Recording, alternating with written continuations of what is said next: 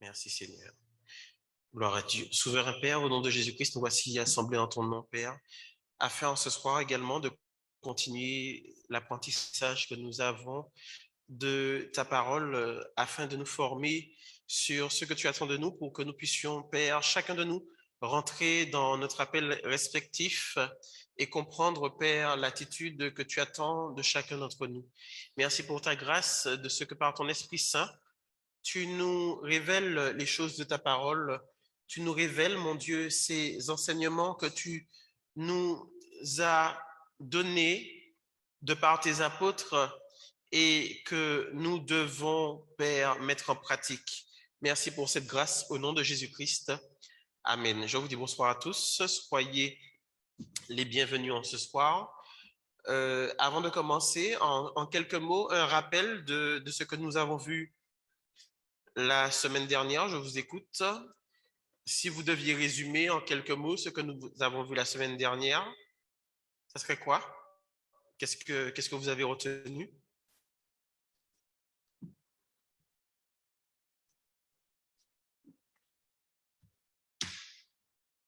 Vous avez la parole.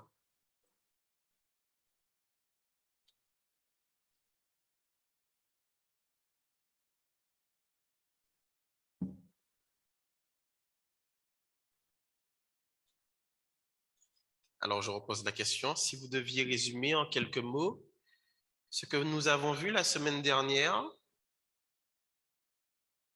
je rappelle le texte de référence que nous avions la semaine dernière, c'est celui qui se situe entre Éphésiens chapitre 2 à partir du verset 18 et nous sommes allés jusqu'à Éphésiens chapitre 3 verset 11. Donc en quelques mots, qu'est-ce que vous avez retenu de ce que nous avons vu la semaine dernière?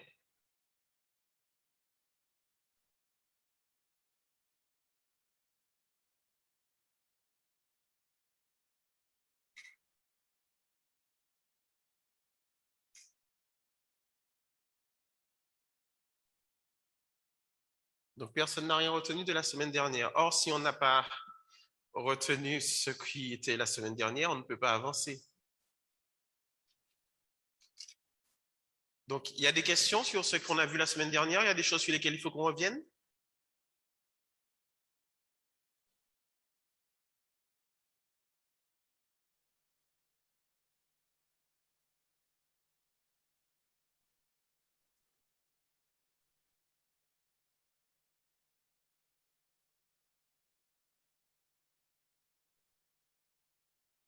Vous êtes là?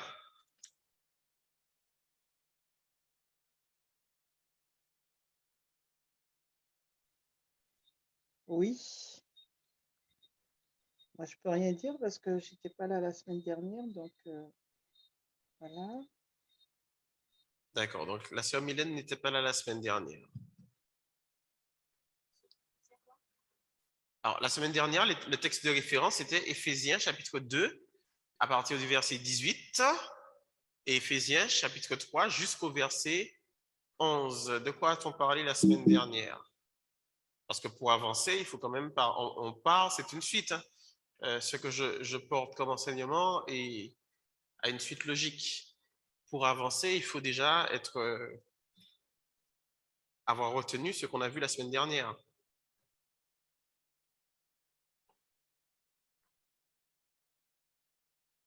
Alors, je vais faire un résumé très rapide afin que nous puissions avancer.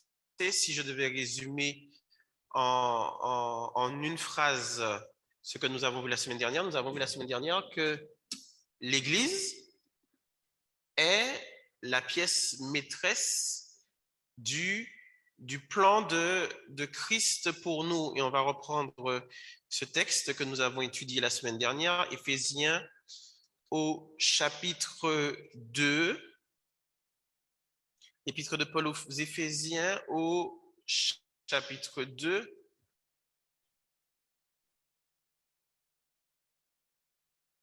Épître de Paul aux Éphésiens au chapitre 2, il est mention ici, lorsque nous prenons déjà au verset 19, on ne va pas tout lire, mais on va y aller rapidement. Verset 19. Ainsi donc, vous n'êtes plus des étrangers ni des gens du dehors, mais vous êtes concitoyens des saints, gens de la maison de Dieu. Donc, nous montrant là, il s'adresse à qui? L'apôtre Paul, lorsqu'il s'adresse ici au verset 19, d'ailleurs, même si je le prends un peu plus haut, on le voit, ça reste pareil, il s'adresse à ceux que l'on appelle en ce temps-là les gentils, c'est-à-dire les non-juifs qui ont accepté le Seigneur. Il leur montre par là qu'ils ne sont plus différents des Juifs, qu'il n'y a aucune différence entre les Juifs et eux, mais qu'ils ont part à la même promesse, qu'ils sont co-héritiers de quoi? Ils sont co-héritiers de... Alors là, j'essaye d'avoir des réactions pour savoir si vous êtes avec moi, mais visiblement, je n'ai pas de réponse. Donc, ils sont co-héritiers des Juifs. Ils ont les mêmes droits que les Juifs qui étaient le peuple élu de Dieu. Et au verset 20, il dit, vous avez été édifiés sur le fondement des apôtres et des prophètes, Jésus-Christ lui-même étant la pierre angulaire, montrant que là, quand on voit là qu'il y a un édifice. Tous, qu'ils soient juifs ou non juifs, à partir du moment où ils ont accepté le Seigneur, font partie d'un édifice qui a pour fondement ce que leur a donné les apôtres et les prophètes, mais ce fondement même qui est basé sur Christ, que tout démarre de Christ, verset 21. En lui, tout l'édifice bien coordonné s'élève pour être un temple saint dans le Seigneur. En lui, vous êtes aussi édifiés pour être une habitation de Dieu. Et on avait vu en esprit, montrant qu'il n'y avait pas là une habitation morte, mais qu'il y avait une habitation vivante. Ce qu'on avait déjà vu dans d'autres textes dans les études précédentes, un sacrifice vivant. Nous ne sommes pas sacrifiés pour être simplement sacrifiés, mais pour devenir au service de Dieu. On a vu également cette double mission qui a été accordée à l'apôtre Paul. Verset 3 du chapitre 3, je continue. C'est par révélation que j'ai eu connaissance du mystère sur lequel je viens d'écrire en peu de mots. Il a une révélation. De quoi? D'un mystère. Un mystère, c'est quoi? C'est quelque chose qui n'avait pas été révélé à ceux qui étaient déjà là. La chose existait déjà, mais elle n'avait pas été révélée. Paul, ici, là, a cette révélation. Chapitre 3, c'est par révélation que j'ai eu connaissance du mystère sur lequel je viens d'écrire en peu de mots. Ce mystère, c'est quoi? C'est que nous avons été édifiés, que nous soyons juifs ou non juifs. Nous avons été édifiés, donc nous formons un édifice bien précisé là dans ce texte, puisqu'il s'agit quoi? Il s'agit d'un temple, un temple saint dans le Seigneur. Il y a là une révélation. La révélation continue quand on lit le verset 5. Il n'a pas été manifesté au Fils des hommes dans les autres générations, comme il a été révélé maintenant par l'Esprit aux saints apôtres et prophètes de Christ. Donc là, il y a là le moment de la révélation. Ceux qui étaient avant n'ont pas eu cette révélation, mais la révélation, elle est donnée maintenant par qui? Elle a été révélée par qui? Par le Saint-Esprit, aux apôtres et aux prophètes. On y va, verset 6. Ce mystère, c'est que les païens sont co-héritiers, forment un même corps et participent à la même promesse en Jésus par l'évangile. L'évangile est donc cette porte d'accès, et il continue, dont j'ai été fait ministre selon le don de la grâce de Dieu qui m'a été accordé par l'efficacité de sa puissance. Donc, Paul, il a la double mission. La première mission, c'est quoi? C'est d'annoncer l'évangile. Et la deuxième mission, c'est de révéler à l'Église ce mystère qui lui a été révélé par l'Esprit. Et on a vu au verset 10 du chapitre 3, Éphésiens chapitre 3 au verset 10, il dit, c'est pourquoi les dominations et les autorités dans les lieux célestes connaissent aujourd'hui, le mot est important, par l'Église, la sagesse infiniment variée de Dieu. Ça veut dire quoi? Ça veut dire que même les anges et les démons, c'est ce qu'il dit ici là, quand il dit au verset 10, les dominations, vous le connaissez déjà, Éphésiens chapitre 6, qu'est-ce qu'il dit?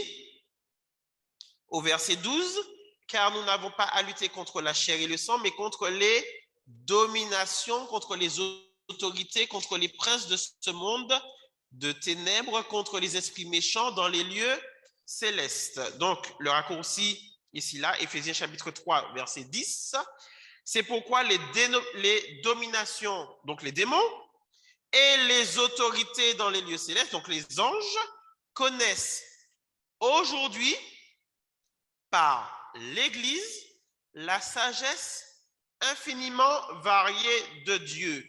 Ce verset 10 renvoie également au verset 5 du chapitre 3, où il dit quoi? Il n'a pas été manifesté au Fils des hommes dans les autres générations comme il a été révélé maintenant par l'Esprit aux saints apôtres et aux prophètes. Excusez-moi, qu'est-ce qu'on voit là? Ici, là, je reprends le verset 10. On voit que la révélation est donnée aujourd'hui par qui? Par l'Église. Cette révélation qui est donnée, c'est quoi? La sagesse infiniment variée de Dieu, montrant, comme je l'ai dit jeudi dernier, qu'il y a le côté personnel de la foi qui sauve, mais il y a aussi le rôle de l'Église. La révélation concernant la sagesse infinie de Dieu a été donnée par l'Église. L'Église permet d'avoir cette sagesse, cette connaissance de la sagesse infiniment variée de Dieu. Et on a vu par là, donc je m'arrête là, on a vu par là quoi? Que l'Église fait partie du plan de Dieu. L'Église est une pièce maîtresse du plan de Dieu. Voici ce que nous avons vu en gros la semaine dernière. Paul, dans son ministère, selon ses deux missions qui lui ont été confiées, nous a permis de prendre connaissance que de la tâche de Dieu lui avait confiée, c'est-à-dire celle de révéler la dispensation, puisque c'est le mot qui est utilisé, ou encore l'administration de l'Église, et bien sûr celle de porter l'Évangile. Donc, il fait référence d'une manière différente à la manière dont Christ gère les choses sur la terre. Jusqu'à maintenant, jusqu'à cette révélation que l'apôtre Paul a portée et qu'on a vu la semaine dernière dans le livre d'Éphésiens, il n'y avait qu'un seul peuple qui bénéficiait de l'alliance et de la promesse.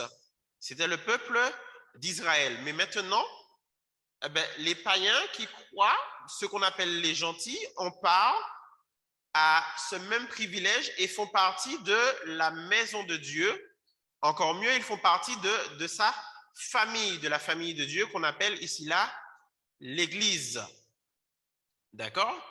Donc, il est aussi intéressant de savoir comment les choses devaient fonctionner au sein de la famille. Et Paul adresse pour cela cette lettre à Timothée, donc le texte que nous allons prendre en ce soir. Il adresse cette lettre à Timothée, une lettre aussi qu'il adresse dans d'autres mots à Tite, qui sont ces deux jeunes compagnons dans le ministère. On va lire donc ces deux collaborateurs. On va revenir maintenant au texte de ce soir, la première épître de Paul à Timothée, chapitre 3. Première épître de Paul à Timothée, chapitre 3, les versets 14, 15 et 16. Première épître de Paul à Timothée, chapitre 3, versets 14, 15 et 16. Alors, je disais que Paul a écrit à Timothée et également qu'il a écrit à Tite. Ce n'est pas pour rien, c'est parce que Timothée et Tite étaient, non seulement c'était les collaborateurs de Paul, mais c'était aussi des hommes fidèles. Et parce que c'était des hommes fidèles, Paul a voulu leur donner de bonnes instructions sur la manière dont les choses devaient être faites dans la famille de Dieu. 1 Timothée chapitre 3, verset 14. Je t'écris ces choses avec l'espérance d'aller bientôt vers toi. Mais si je tarde, tu sauras comment il faut se conduire dans la maison de Dieu, qui est l'Église du Dieu vivant, la colonne et l'appui de la vérité. Et sans contredit, le mystère de la piété est grand. Dieu a été manifesté en chair, justifié par l'Esprit, vu des anges, prêché aux nations, cru dans le monde, élevé dans sa gloire. Je reprends, verset 14. Je t'écris ces choses avec l'espérance d'aller bientôt vers toi. Mais si je tarde, tu sauras comment il faut se conduire dans la maison de Dieu, qui est l'Église du Dieu vivant, la colonne et l'appui de la vérité. Et sans contredit, le mystère de la piété est grand. Dieu a été manifesté en chair, justifié par l'Esprit, vu des anges, prêché aux nations, cru dans le monde, élevé dans la gloire. Amen. Voici ces phrases qui sont écrites non pas au chapitre 1er, mais au chapitre 3 de la première épître que Paul écrit à Timothée, qui est son collaborateur. Et il lui parle de quoi là? Il lui parle de choses qui doivent faire quoi? Qui doivent se faire dans la maison de Dieu. Et il donne la précision, la maison de Dieu qui est l'Église du Dieu vivant, la colonne et l'appui de la vérité. Ça montre que ces choses occupaient une place de choix dans l'esprit de l'apôtre Paul au moment où il écrit à Timothée. Je rappelle quand même que l'apôtre Paul a écrit 2 épîtres à Timothée et je joins aussi le fait qu'il ait écrit une épître pour Tite. Ce qui est différent des épîtres qu'il a écrites et qu'il a adressées aux églises. Il a adressé une épître à l'église de Romains, à l'épître d'Éphésiens, il a adressé des épîtres à Corinthiens, mais là, il ne s'agit pas d'épîtres adressées à des églises, mais à des personnes bien particulières, Timothée et Tite, qui sont ses compagnons d'œuvre et qui ont la particularité d'être des hommes fidèles. Je vous avais posé des questions pour ce soir. Je vous avais demandé pourquoi Paul a-t-il écrit à Timothée. J'ai entre-temps répondu un petit peu à cette question. Pourquoi Paul a-t-il écrit à Timothée? Et à votre avis, qu'avait-il en tête lorsqu'il a parlé de savoir se conduire dans la maison de Dieu? Je vous laisse la parole.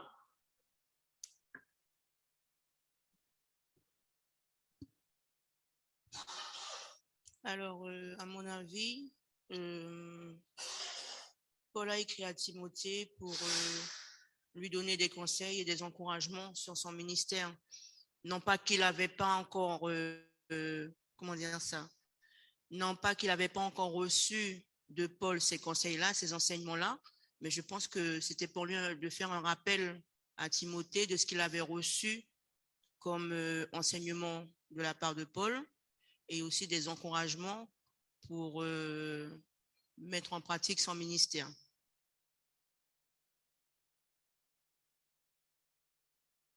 D'accord, quelqu'un d'autre?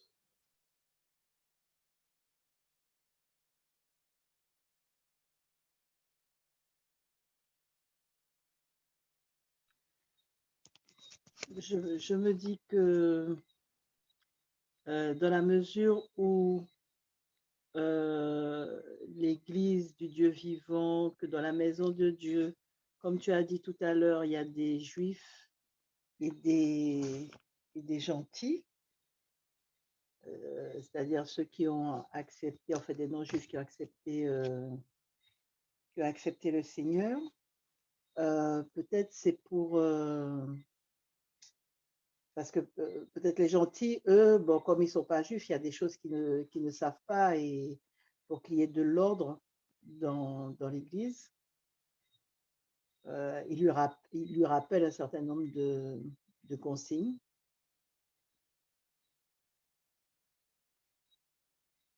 D'accord, quelqu'un d'autre?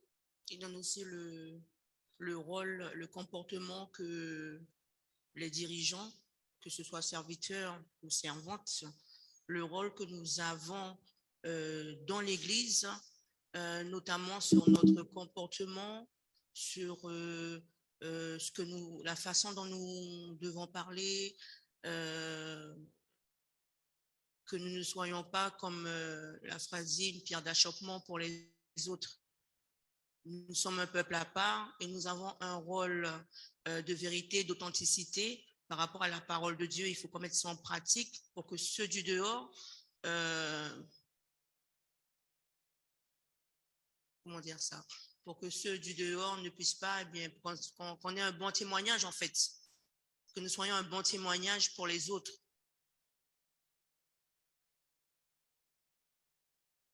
D'accord. Y a-t-il une autre réponse?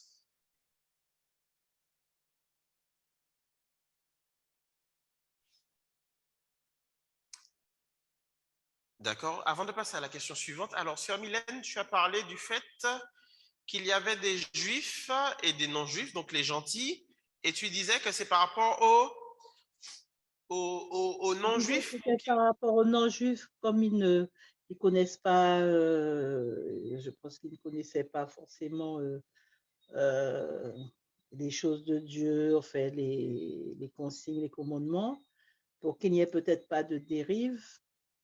Donc l'apôtre Paul dit comment déjà les dirigeants, ben, ils doivent être, euh, enfin, qu'est-ce qu'on attend d'eux, puisque forcément dans les dirigeants, du coup, il pourrait y avoir des gentils. Et donc, qu'il y a un témoignage, comme disait la sœur Amour, qu'il faut avoir, en fait, pour qu'il y ait de l'ordre, quoi, dans la maison de Dieu. D'accord. Alors, la question que je pose, selon le texte que nous avons vu dans Éphésiens, Éphésiens chapitre 2 et Éphésiens chapitre 3, est-ce que les juifs, du coup, avaient une connaissance du fonctionnement de l'Église?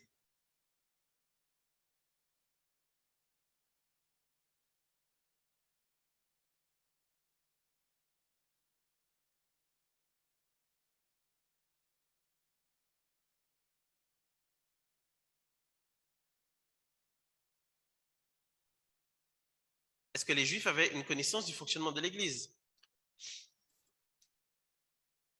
Et la réponse est non. Pourquoi? Parce que quand on a vu Éphésiens, on peut le reprendre, Éphésiens chapitre 2, on va y aller, Éphésiens chapitre 2, au verset 5 et au verset 6. pas chapitre 2, pardon, Éphésiens chapitre 3. Éphésiens chapitre 3, versets 5 et 6, il est dit: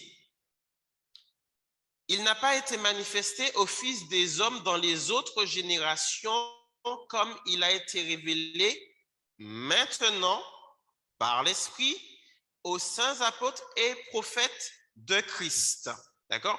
Donc les générations précédentes n'ont pas la révélation de ce fameux mystère, révélé chapitre 6. Ce mystère, c'est que les païens sont cohéritiers, les païens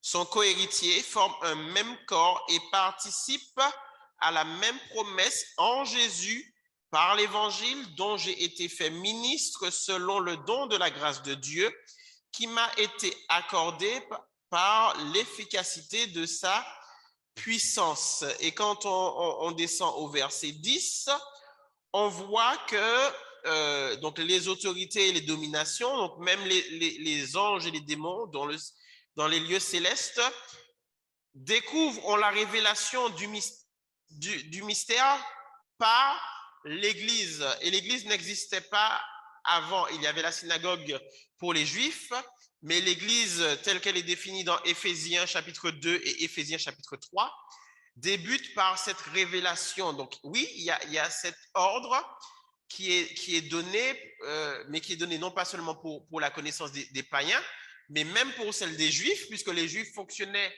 selon un certain nombre de lois, mais il y a des prescriptions qui sont données spécifiquement pour l'Église. Matthieu chapitre 28, on revient toujours dessus, et enseignez-leur à observer ce que je vous ai prescrit. Le Seigneur lui-même prescrit à ses apôtres les règles pour l'Église, règles que les Juifs ne connaissent pas. D'accord? Donc, ces règles, effectivement, sont non seulement pour les non-juifs, les gentils, mais deviennent également pour les juifs qui ne les connaissent pas jusqu'à cette révélation que l'apôtre Paul va porter. Deuxième question que je vous ai posée: quel rôle et quelle responsabilité l'Église doit-elle assumer à l'égard de la vérité? Alors là, on revient dans la première épître de Paul à Timothée, chapitre 3. Quel rôle et quelle responsabilité l'Église doit-elle assumer à l'égard de la vérité? Et j'avais même précisé, il me semble que j'avais dit l'Église locale. Oui, j'avais dit l'Église locale. D'accord. Voilà, j'avais précisé, j'avais même dit l'Église locale.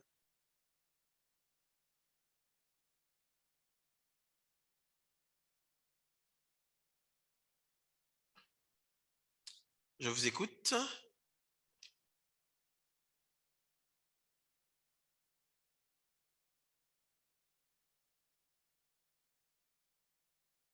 Mais le verset 15 dit que comment il faut se conduire dans la maison de Dieu, qui est l'église du Dieu vivant, la colonne et l'appui de la vérité.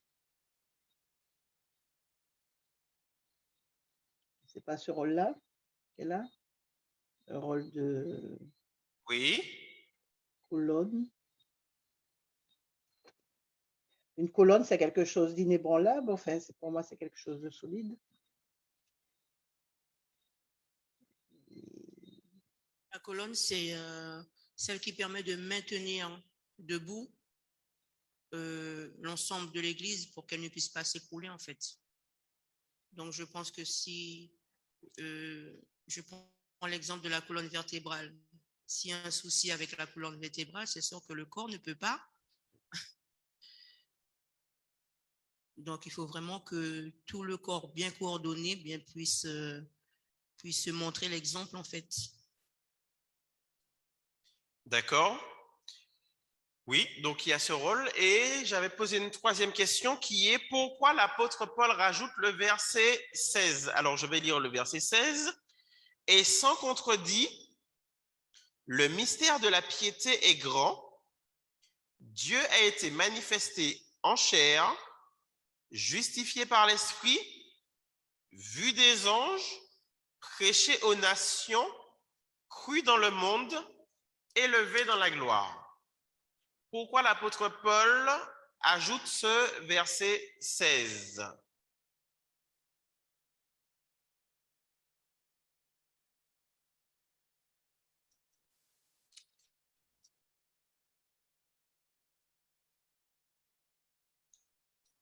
Concernant la piété, c'est l'amour. C'est l'amour que Dieu a manifesté en son Fils Jésus-Christ sur la croix. Je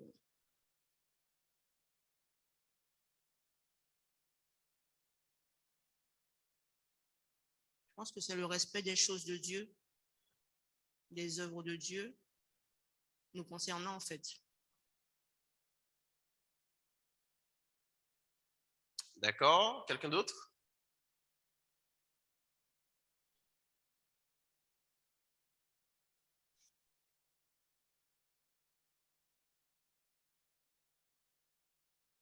Quelqu'un d'autre sur cette question? Pourquoi l'apôtre Paul a-t-il rajouté le verset 16 selon vous? C'est le sacrifice de Jésus.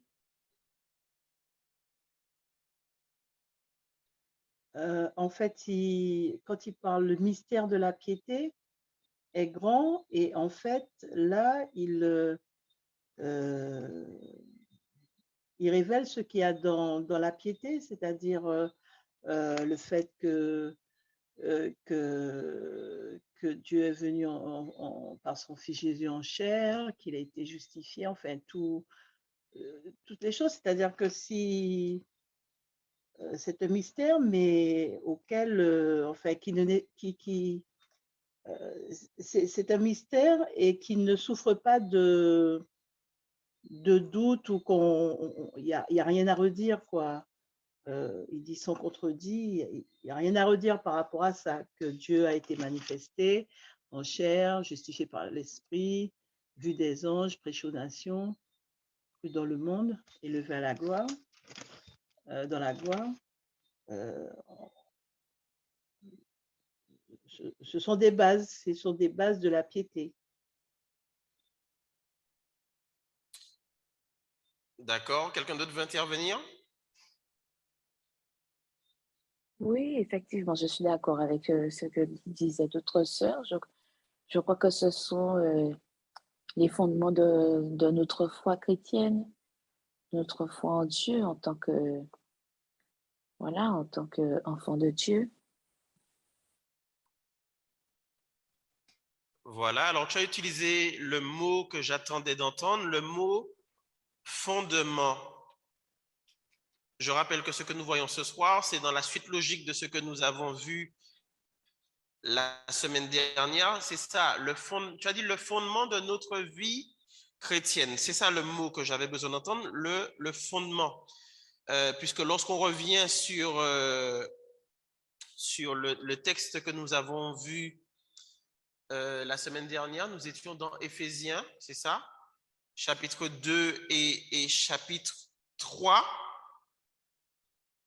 D'accord? Et quand on parle d'édifice, s'il y a édifice, il y a un fondement. Éphésiens chapitre 2, vous avez été édifiés, Éphésiens chapitre 2, verset 20, vous avez été édifiés sur le fondement des apôtres et des prophètes, Jésus-Christ lui-même étant la pierre angulaire. Et lorsqu'on regarde le verset 16 de la première épître de Paul à Timothée, chapitre 3, on voit que ce mystère de la piété, en réalité, il est question de qui? Il est question de Jésus-Christ, cette pierre angulaire. Je vais reprendre la lecture, 1 Timothée chapitre 3, les versets 14, 15 et 16. 1 Timothée chapitre 3, les versets 14, 15 et 16. Je t'écris ces choses avec l'espérance d'aller bientôt vers toi.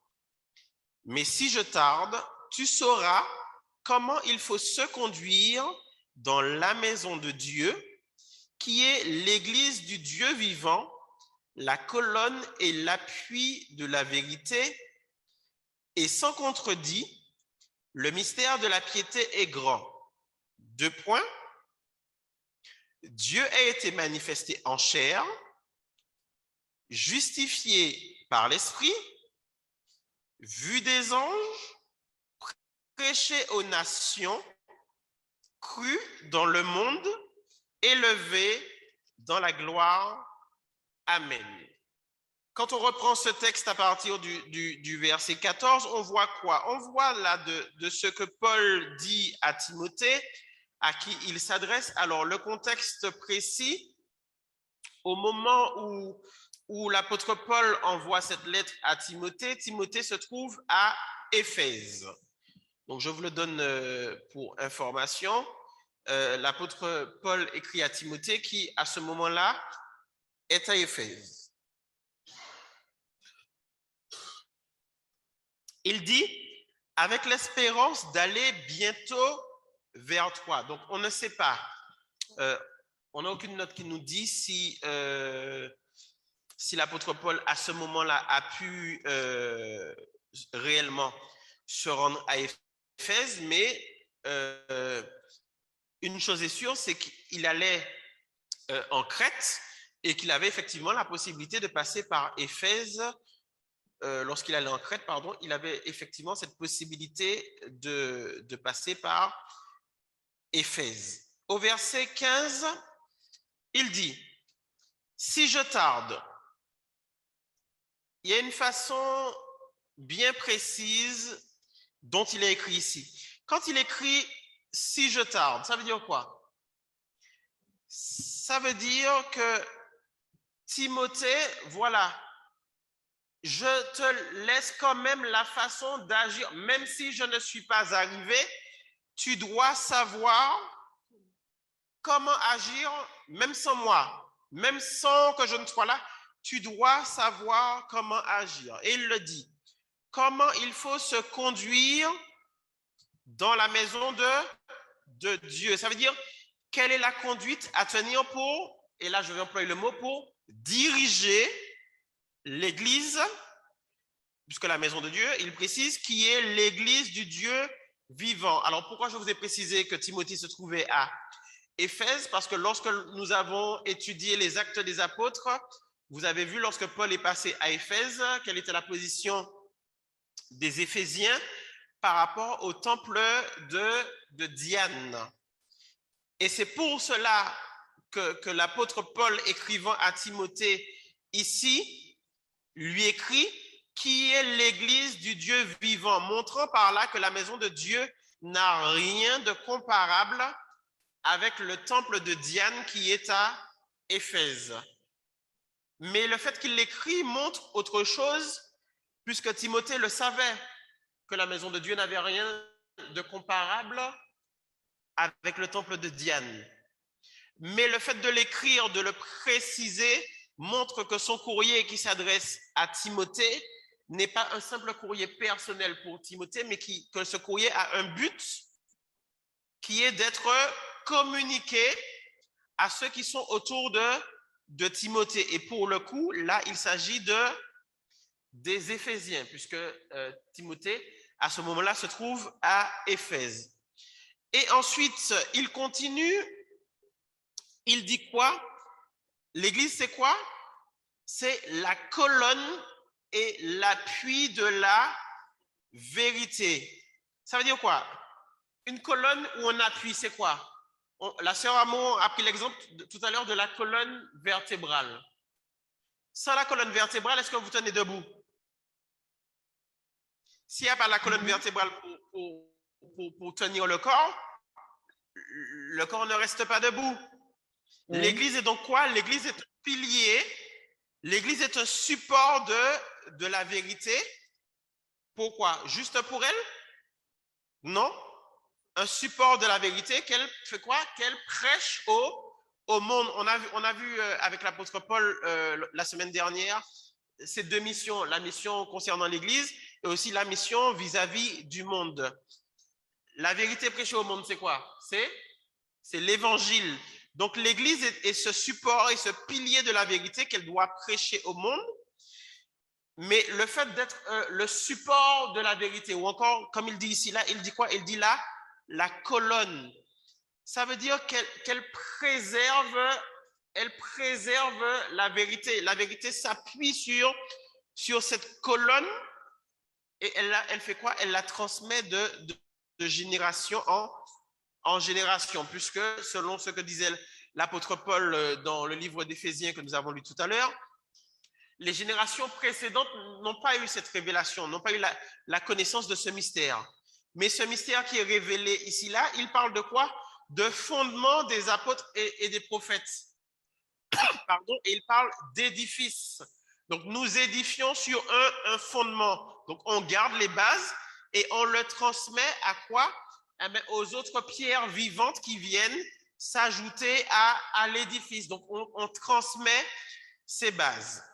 Verset suivant, verset 16, sans contredit, c'est-à-dire d'une manière certaine, d'une manière indiscutable.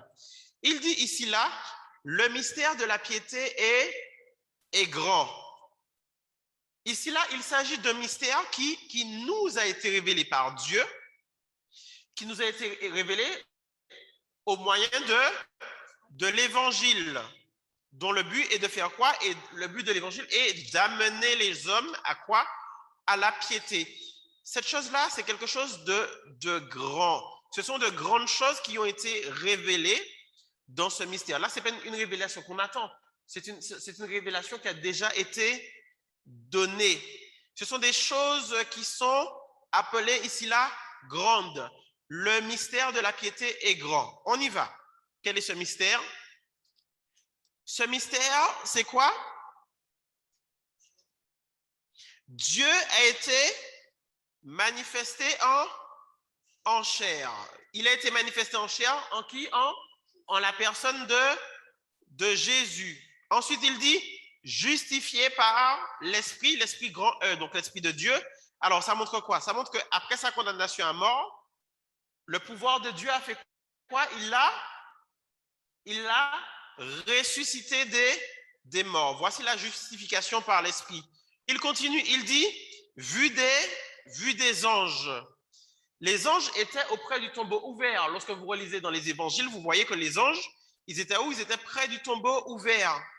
Et que ce sont les anges qui ont informé qui? Les femmes qui étaient là. Elles ont été informées par qui? Par les anges. Donc, vu des anges après avoir été ressuscités. On continue. Prêcher aux nations. Alors, volontairement, je vais transformer pour vous le prêcher aux nations. Il n'est pas dit prêcher à la nation, mais il est dit prêcher aux nations au pluriel, montrant là qu'il ne s'agit pas de la nation du peuple élu, la nation juive, mais ça prêcher à ceux qu'on appelle aujourd'hui les gentils. D'accord? Ce qui est quelque chose qui était extraordinaire aux yeux des Juifs, qui considéraient que tout ce qui concernait Dieu ne leur était destiné qu'à eux. Mais ici, là, il dit bien aux nations au pluriel. D'accord? Donc, ce n'était pas une croyance destinée seulement aux Juifs, d'ailleurs, les Juifs qui considéraient d'ailleurs que toutes les autres nations païennes étaient des nations maudites. Et ensuite, il continue, il dit, cru dans le monde entier. Ça veut dire quoi? Ça veut dire que les autres nations ont fait quoi? Elles ont cru au Seigneur. Et enfin, il finit en disant, élevé dans la gloire. Le Seigneur Jésus a été élevé. Souvenez-vous de ce jour de l'ascension où le Seigneur a été élevé. C'est pour ça que je dis que ce mystère ici-là qui est décrit est un mystère qui a déjà été révélé. Mais qui a été révélé à qui? Qui a été révélé à l'Église ou encore aux disciples. Vous pouvez avoir cette référence dans le livre de l'Évangile de Matthieu, chapitre 13. Pour ceux qui ont étudié les 7 paraboles de Matthieu chapitre 13, mais en tout cas pour tout le monde, Matthieu chapitre 13, verset 11, quand Jésus dit à ses disciples, parce qu'il vous a été donné de connaître les mystères du royaume des cieux et que cela ne leur a pas été donné. La révélation du mystère, la révélation des mystères du royaume des cieux n'est donnée qu'aux disciples, à savoir à l'Église. Et vous pouvez noter la référence, vous allez pouvoir le lire plus tard aussi. Apocalypse chapitre 1er au verset 20, qui parle de ces mystères, et Apocalypse chapitre 17, verset 5 et verset 7.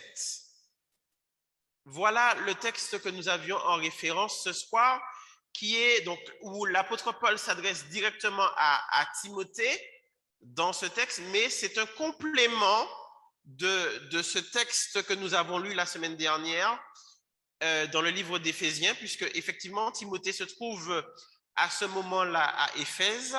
Il y a là un complément donné à Timothée concernant ce que Paul a écrit aux Éphésiens. Il fait quoi là? Il montre que sa tâche consistait à faire quoi?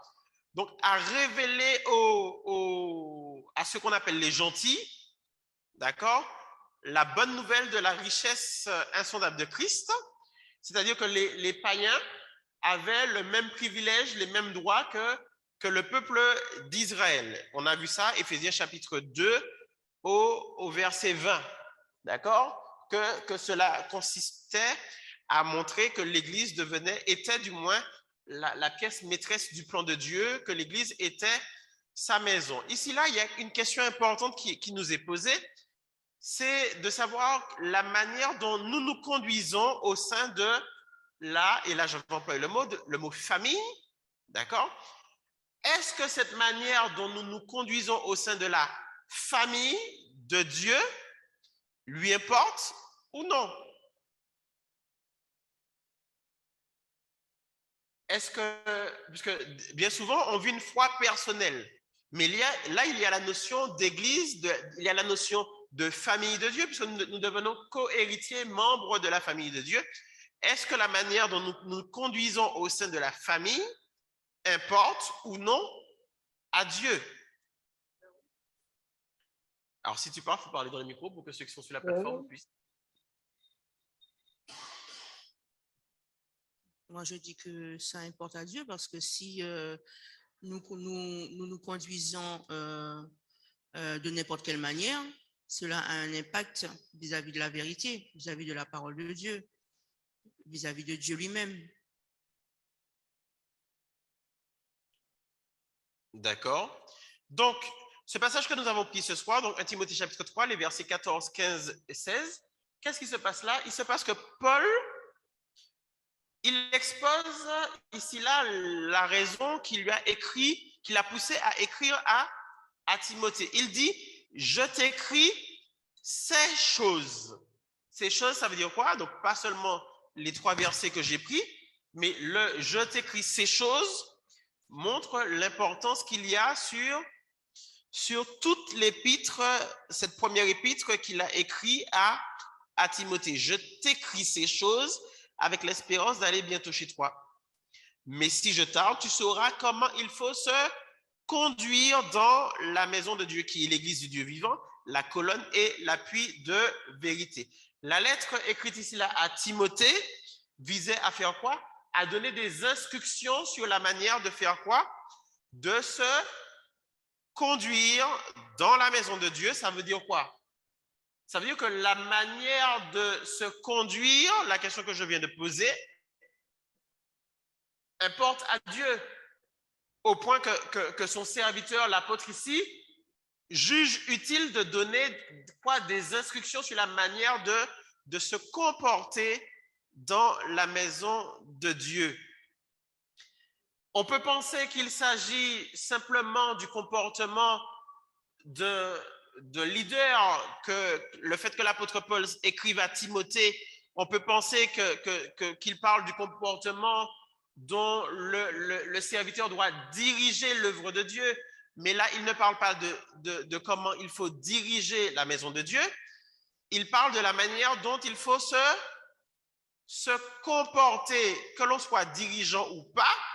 Il montre là qu'il y avait une manière de se comporter dans la maison de Dieu, dans l'Église, en tant que famille.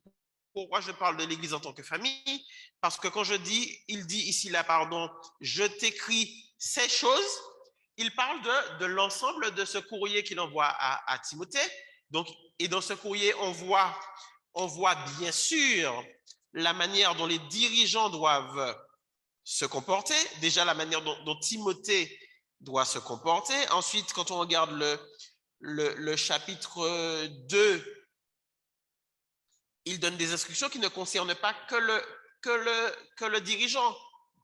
Exemple, verset 8, « Je veux donc que les hommes prient en tout lieu en élevant des mains pures, sans colère, ni mauvaise pensée. » Chapitre 9, il dit, « Je veux aussi que les femmes vêtues d'une manière décente,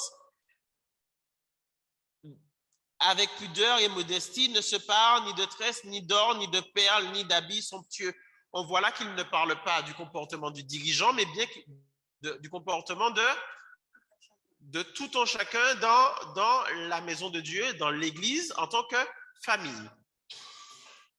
Pourquoi je dis l'Église en tant que famille? Parce que lorsqu'on regarde le chapitre 5, on voit l'exemple pris, qui est un exemple qui est un exemple de famille. Dans la manière dont Paul aborde de la question, regardez le chapitre 5, il dit « Ne réprimande pas rudement le vieillard, mais exhorte-le comme un père. » Il prend l'exemple de la famille. Exhorte les jeunes gens comme des frères, les femmes âgées comme des mères, et celles qui sont jeunes comme des sœurs. Vous voyez, l'exemple du père, de la mère, du frère, de la sœur, ce sont des notions qui font quoi? Ce sont des notions qui ramènent à la famille. Il continue même puisqu'il montre qu'il y a cette importance à faire quoi? À prendre soin des veuves, les veuves qui font partie de la famille, qui font partie de l'Église, et il précise, si vous lisez le chapitre 5 du verset 3 au verset 16, il parle du fait que quand leur famille de sang, leur famille personnelle, enfin leur famille immédiate ne peut pas le faire, que c'est à l'Église de faire quoi? D'accomplir ce rôle de famille. L'Église, pour le coup, là, je dirais l'Église locale. Vous voyez? C'est ça la véritable maison de Dieu, l'Église locale.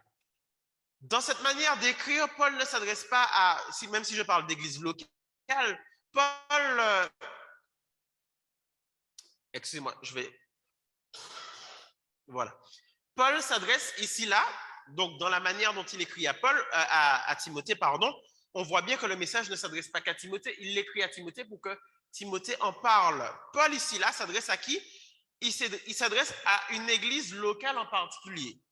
Timothée étant à Éphèse à ce moment-là. Mais on peut considérer que la manière dont Paul s'adresse à l'église locale, c'est une manière de s'adresser aussi à toutes les assemblées locales, pas seulement à Éphèse, quel que soit le lieu où se trouve l'église locale, c'est une manière de s'adresser puisque les instructions qui sont données sont des instructions pour tous. Il est essentiel de noter ici comment chacun devrait se conduire dans une église. Alors, cette manière de se conduire dans une église ne se trouve pas dans les 3 versets que j'ai pris. Mais ces 3 versets montrent que dans toute l'épître écrite à Timothée, Paul fait quoi? Paul donne les instructions sur la manière de se conduire dans l'église locale. Par là, je vous invite chacun à lire et à méditer cette première épître de Paul à Timothée pour que chacun puisse savoir quoi? Comment il faut conduire dans une église locale, puisque ici là, Paul donne des instructions spécifiques à Timothée, non seulement pour établir une église locale selon la volonté de Christ, mais aussi cela inclut, donc on a vu le comportement des dirigeants, donc vous allez le voir lorsque vous allez lire et méditer ce chapitre, et cela montre aussi, quand on regarde ne serait-ce que le chapitre 5, la relation entre chaque membre de la famille, comment un membre doit se comporter face à un autre membre.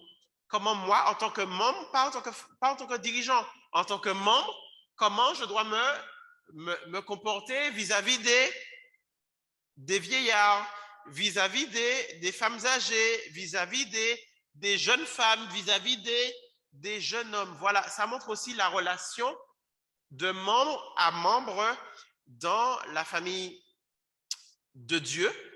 Et j'ai insisté, et j'insiste encore d'ailleurs dessus, sur le soin qui est apporté aux veuves. Voilà, et puis bien sûr, l'apôtre Paul donne encore d'autres précisions, notamment sur le choix des responsables, sur leur rémunération, sur les mesures disciplinaires à leur égard. Bon, voilà, j'ai cité ces exemples, mais quand vous allez lire tout l'épître la première épître de Paul à Timothée, vous allez voir toutes ces différentes règles qui sont données pour le comportement de chacun dans la famille, dans l'église locale. Alors, pourquoi ces questions ont-elles une importance aux yeux de Christ? Vous avez une réponse à cette question? Pourquoi toutes les règles données ici, qui font que nous nous posons ces questions, ont une importance aux yeux de Christ? Alors là, je reviens sur les 3 versets que nous avons pris, verset 14, verset 15 et verset 16. Alors, je vais vous répondre rapidement, parce que je n'avais pas vu que l'heure était aussi avancée. Eh bien, c'est parce qu'il y a un lien entre quoi? Entre l'ordre au sein de l'Église et la vérité. Au verset 15, il est dit, je prends tout le verset 15, mais si je tarde, tu sauras comment il faut se conduire dans la maison de Dieu qui est l'Église du Dieu vivant, la colonne et l'appui de la vérité. Le Seigneur dit, je suis le chemin, la vérité et la vie. On sait que l'évangile c'est quoi? C'est cette vérité qui est portée c'est cette vérité que nous portons aux autres. Et là, il y a l'Église qui est quoi? Qui est cette colonne, qui est quoi? Qu'est-ce qu'il dit ici là? Il dit qui est cet appui de la vérité. S'il n'y a pas d'ordre dans l'Église, sur quoi la vérité s'appuie? Parce que celui qui a le rôle de porter la vérité aux autres, c'est qui? C'est l'Église. S'il n'y a pas d'ordre dans la famille, dans l'Église locale, sur quelle structure la vérité s'appuie?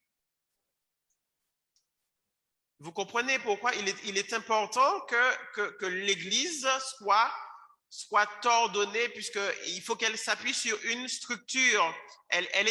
La vérité doit s'appuyer sur une structure. La vérité s'appuie sur une colonne. Une colonne, c'est quoi? Alors, je reviens sur le mot colonne. L'apôtre Paul écrit à Timothée qui se trouve à Éphèse. Comment était constituée la colonne sur laquelle reposait le temple? La colonne était un ensemble de pierres bien taillées, posées les unes sur les autres. Et c'est parce qu'elles étaient parfaitement emboîtées qu'elles étaient capables de faire quoi? Quelle que soit la pression qu'il y avait, de supporter le poids qui était mis dessus. La colonne était faite quoi?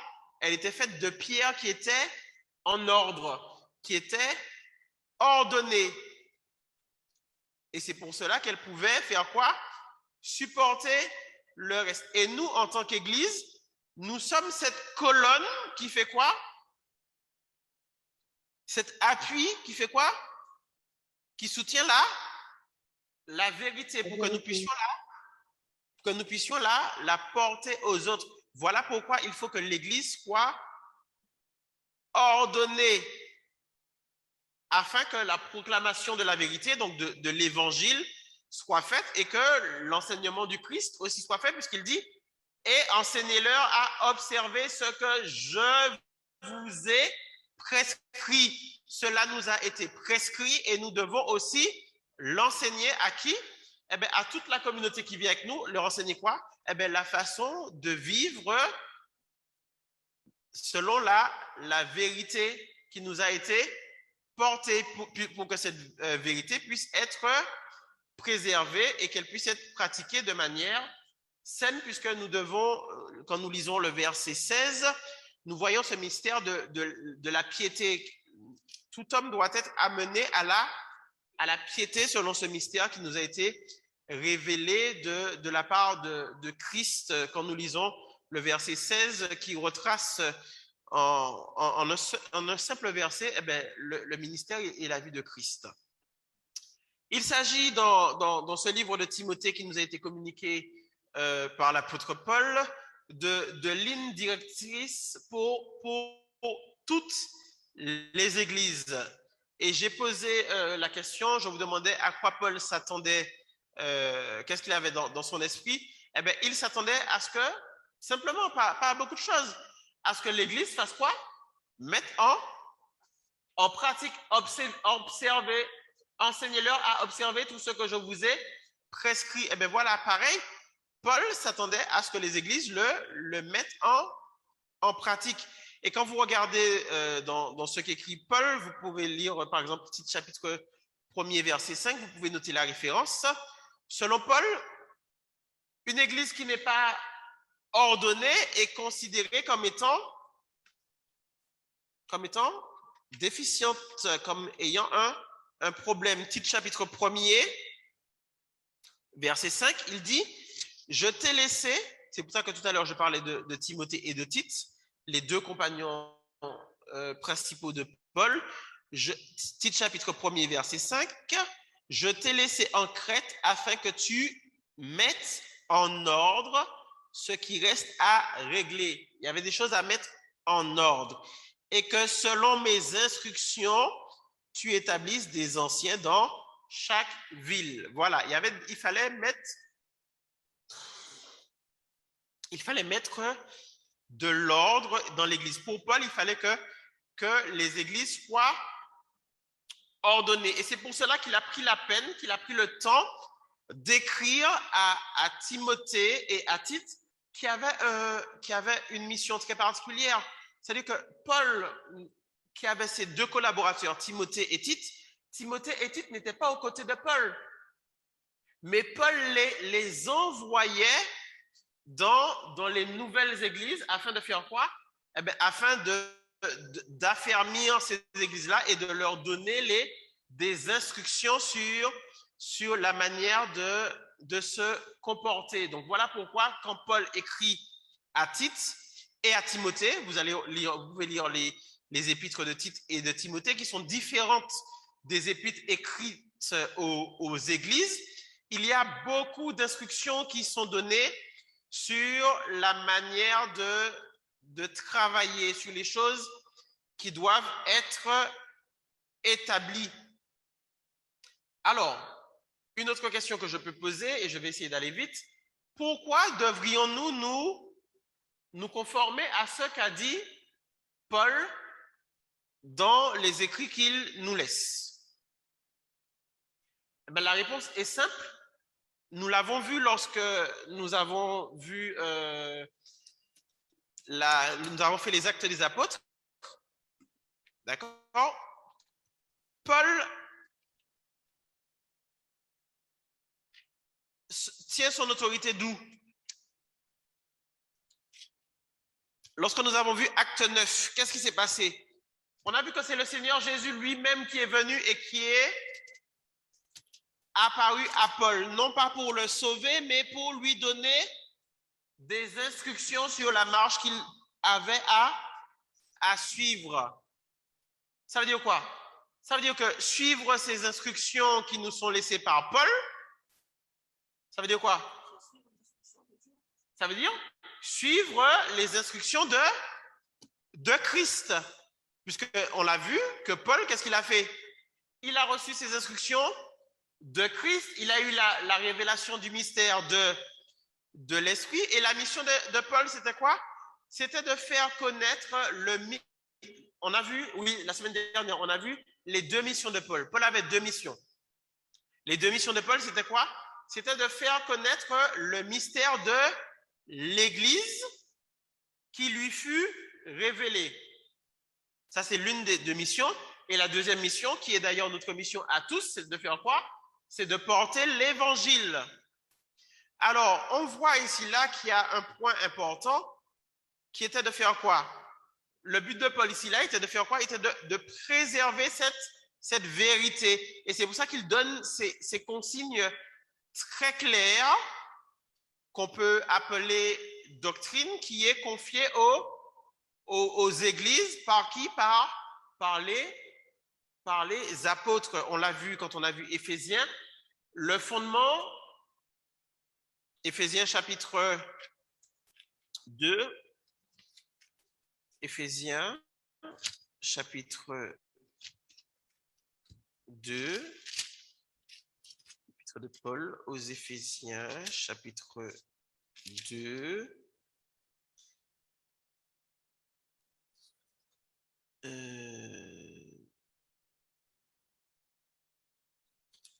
ne suis pas à la bonne page. Voilà. Alors, Éphésiens. Voilà, chapitre 2, verset 20. Vous avez été édifiés sur le fondement des apôtres et des prophètes, Jésus-Christ lui-même étant la pierre angulaire. Ce fondement laissé par les apôtres vient de qui? Vient de Christ. Alors, pourquoi Paul a laissé ces instructions très claires? Eh bien, vous pouvez le voir dans Tite chapitre 1er, des versets 6 à 11. Eh bien, juste après, il y a plusieurs qui allaient venir pour faire quoi? Pour apporter un autre message que celui que les apôtres avaient porté. Et c'est un message qui allait faire quoi? Qui allait bouleverser plusieurs églises. Et c'est pourquoi les églises avaient besoin d'être équipées, ou alors, comme il le dit à Tite, d'être mises en ordre, d'accord? Comme étant des communautés de foi pour faire quoi? Pour pouvoir être cette colonne, être ce support à la vérité afin de pouvoir être en mesure de réfuter les faux enseignements qui allaient leur être portés. Pour finir,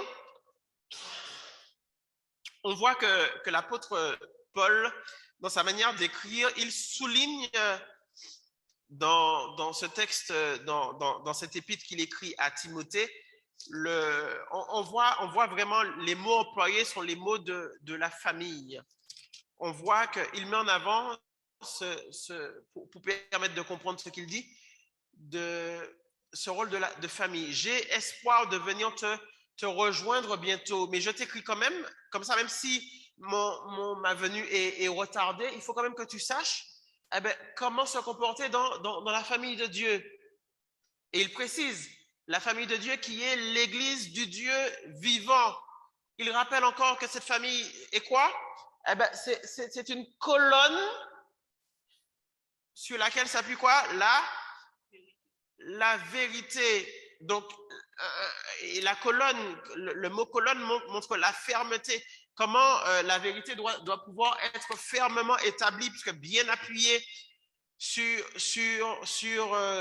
cette colonne. Il y a ici là cette notion de famille qui montre, chapitre 5 par exemple, de la première épître de Timothée, la communion que Dieu demande les uns envers les autres. On a vu quand on a vu Éphésiens, où il parle de la maison de Dieu, le temple de Dieu. Nous sommes la maison de Dieu. Nous n'habitons pas dans la maison de Dieu, mais nous sommes l'édifice que nous formons est la maison de Dieu, est ce temple vivant où il y a cette idée de famille administrée par Dieu. Voilà, je vais m'arrêter là pour ne pas être trop long puisque l'heure est déjà avancée.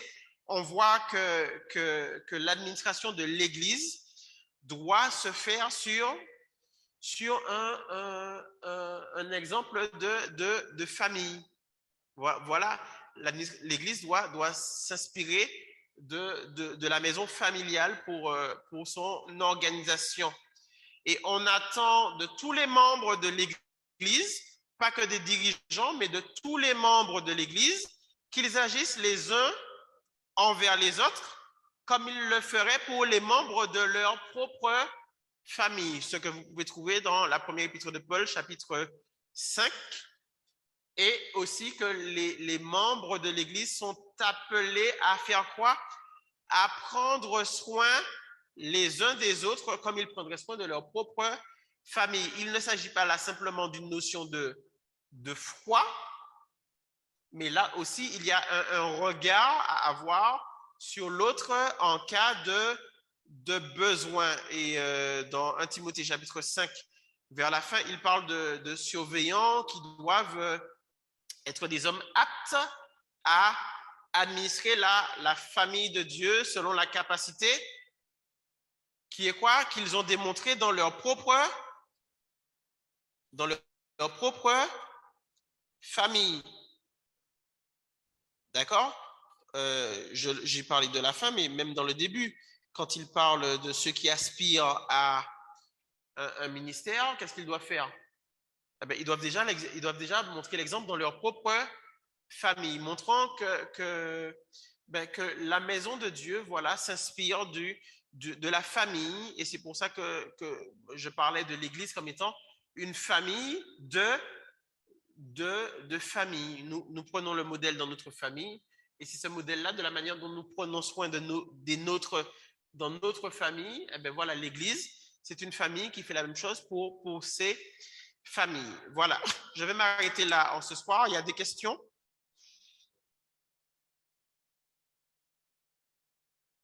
Y a-t-il des questions? Non.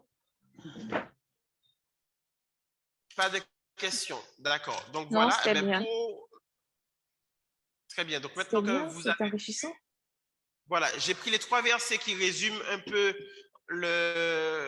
l'épître, mais pour connaître les règles de la famille, je vous invite bien sûr à lire entièrement la première épître de Paul à Timothée, et également à lire l'épître de Tite, voilà, qui va vous donner les règles de la famille. Pour la semaine prochaine, donc on va rester dans cette notion de famille. On va voir comment vivre au sein d'une famille de foi. Alors, le texte de référence que je vous donne, on va prendre un texte un peu plus long la semaine prochaine.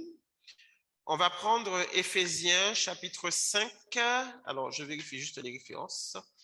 Éphésiens chapitre 5. Alors,